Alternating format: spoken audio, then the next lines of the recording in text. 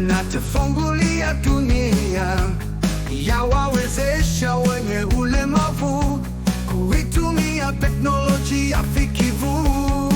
Mungu ibariki asasi yetu, viongozi wake wanufaika na wanachama wote.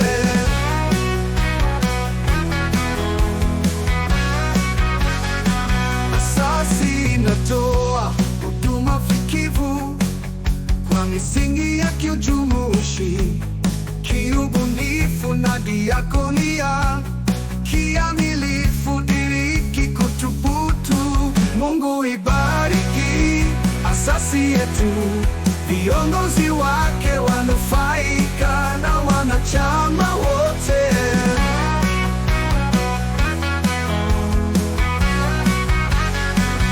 Asasi inatoa huduma fikivu kwa misingi ya kiujumuishi, kiubunifu na diakonia, kiamilifu diriki kutubutu.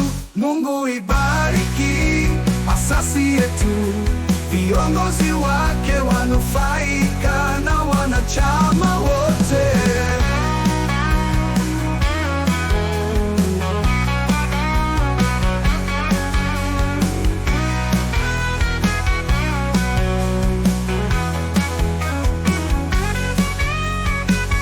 Jifunze kupambana, pambana kujifunza.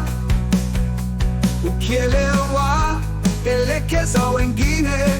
Kusayansisha na kuteknolojisha ndiyo dawa ya mustakabali fikivu. Mungu ibariki asasi yetu, viongozi wake wanufaika